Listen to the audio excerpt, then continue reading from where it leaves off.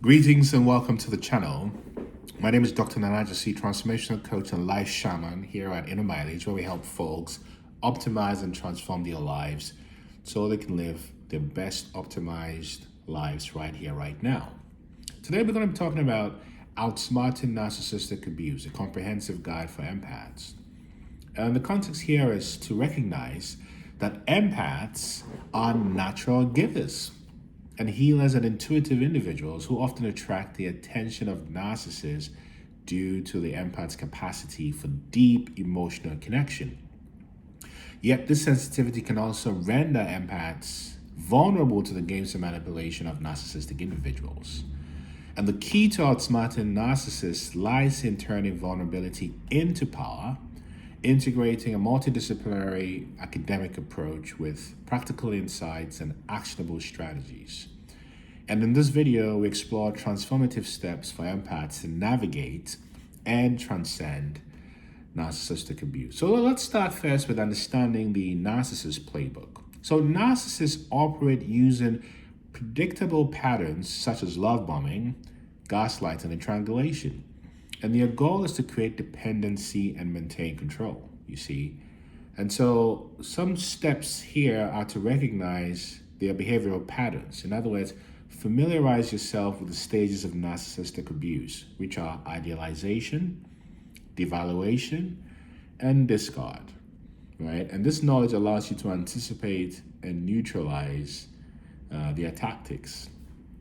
And ultimately, you also want to avoid personalization, recognizing that their behavior reflects deeply unsolved and unresolved wounds, not your worth or your action. And ultimately, you want to educate yourself, exploring all the resources out there. There are many experts who've written incredible books on narcissistic abuse and academic journals on narcissistic abuse, healing from hidden abuse, such as Shannon Thomas, even Dr. Dovasola's work. There's a lot out there. And realize that detachment from the narcissist emotional games begins with intellectual clarity. When you see through their manipulations, the power of the narcissist begins to diminish. Then the second is to break free from cognitive biases using insights from behavioral economics. So in behavioral economics or economics, there's this notion of the sunk cost fallacy, which traps empaths into staying in abusive relationships, believing that they've invested too much to walk away. So how do you do this to help yourself and escape from narcissistic abuse? Is to reframe your losses. Instead of lamenting the time lost, consider the wisdom gained and the opportunities that lie ahead. Look forward, look to the present and the future. And being in the present is being in the future. Then you also want to implement accountability. In other words, share your boundaries and plans with trusted friends or a coach like myself to keep you focused on breaking free. Then create, for example, a decision matrix listing pros and cons of staying or leaving in a relationship. Then quantifying the impact that makes more sense from a logical perspective. So realizing using the sunk cost fallacy is leaving is not a failure. It is reclaiming of your life and energy, releasing the past and creating space for healthier new beginnings, recognizing that there is a period of the unknown when you leave narcissistic abuse. But that unknown is part of your healing journey until you get to a place that's more familiar. It's almost like becoming, as the metaphorical term goes, born again. In other words, you are a fresh new being, a new identity who doesn't know themselves yet. And this is how you transition to the other side.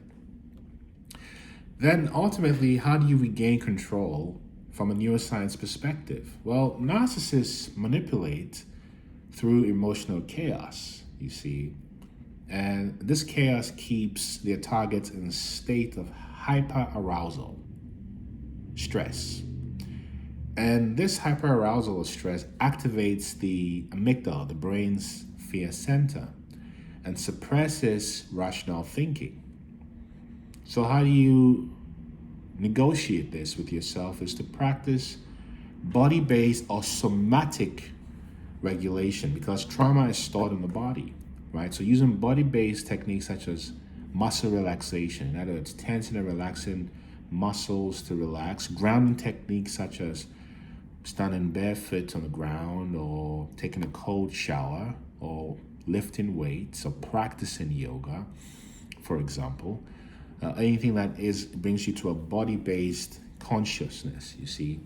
Then adopting mindful practices are very, very key because regular meditation strengthens the part of your brain, the prefrontal cortex, which involves emotional regulation and reducing reactivity. So these are very powerful ways to do this. And ultimately, visualization, where you imagine the future you want for yourself. And you, as the saying goes, if you can't see it, you can't reach it. So you see it, you can get there. But I cannot underscore this point enough that the paradigm shift here in regaining emotional control is emotional mastery, because that is a superpower. Particularly because when you stop reacting to the narcissist, you become unshakable. And that leads the narcissist to lose their hold over you. So then how do you strengthen strategic empathy? And what's the approach to doing this? Well, narcissists exploit empathy to establish control. But empaths can use their intuition to outsmart rather than enable manipulation. And some tips to help you here include the ability to shift from absorbing to observing, using your empathic abilities to understand the narcissist tactics without internalizing their emotions. Ask, what is driving this behavior? What's behind this? Then setting limits on emotional energy, which means giving yourself permission to care from a distance. For example, I can acknowledge the pain of the narcissist without feeling like I need to fix it, which is what most empaths feel like they need to do. And then you may also think about mirroring their moves strategically, because if you subtly reflect their behavior in neutral ways to disrupt their tactics, it helps to de-escalate conflict. But this is something you should do when you're fully adept.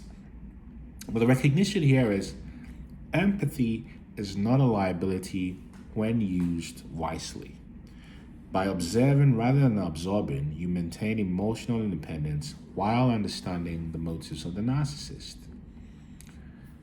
So how do you redefine boundaries once you are almost on the way out or have escaped? Well, narcissists like to test boundaries to gauge control. In other words, empaths often struggle with boundaries due to fear or guilt or conflict. So the narcissist will test to see if there's still some room to broach your boundaries. And it's important that you become clear on what your non-negotiables are. Now, let's write down your personal limits, be clear on them in regards to what you will and will not tolerate. Then practice using neutral language. Avoid emotional justifications that say, I'm comfortable with this, right? And have boundaries that let the narcissist know that you don't consent. I don't consent. I'm not comfortable with this. And you want to be clear about what your boundaries are from an empowered place, right? Not a disempowered place. And ultimately, you want to practice small acts of boundaries daily until they build enough confidence and you begin to realize that your boundaries are not walls, they are guidelines for mutual respect. And holding firm is an act of self-love, not selfishness. And so as we come down to the end of this, there's some other tactics that can help here. And what I really like are the Hermetic principles from ancient Egypt, which help with self-mastery. So this ancient wisdom from Hermetics teaches that reality is shaped by thought, which came from thought, Tehuti. So there's a principle of mentalism and energy, the principle of vibration, all influence the quantum realm. So some things to be mindful of are how you control your focus. Practicing affirmations like, I create my reality, to shift attention away from the narcissist.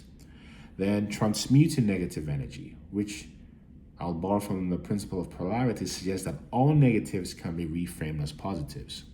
So the question to ask yourself is, what can I learn from this experience? And then aligning with your higher self, meditating on the principle of correspondence, which says, as above, so below, is to recognize how internal peace affects external circumstances. So Here, the point is spiritual resilience transcends manipulation. By mastering your thoughts, you master your life. And then you also want to have a support network around you, because empaths often feel isolated, believing they must navigate narcissistic abuse alone. But collective support is transformative. So joining support groups online or in person, or meetups or online forums on TikTok, Instagram, Facebook, and so forth can be very, very helpful. Using technology such as apps to journal or track patterns or other apps can be very helpful. And ultimately, engage in coaching with a certified coach like myself who has the expertise and the experience in having experienced narcissistic abuse, or with a licensed mental health specialist such as a therapist or psychologist who can understand these nuances and help you. And if that can be of help to you, type transform in the comment section or send me a message at innermileage.com, or check out my Escaping Narcissistic Abuse course, which is also at innermileage.com.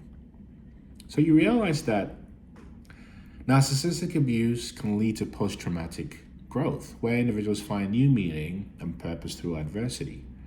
So reflecting on your growth can really put you in the right stead. Channeling pain into passion projects, using your insights to help others is a way to empower yourself. And then celebrating small wins, acknowledging each step forward, no matter how small, is part of your healing journey. Adversity is a catalyst for transformation. Your story has the power to inspire and uplift others. And recognize that outsmarting the narcissist is not about playing their game, it's about rising above it.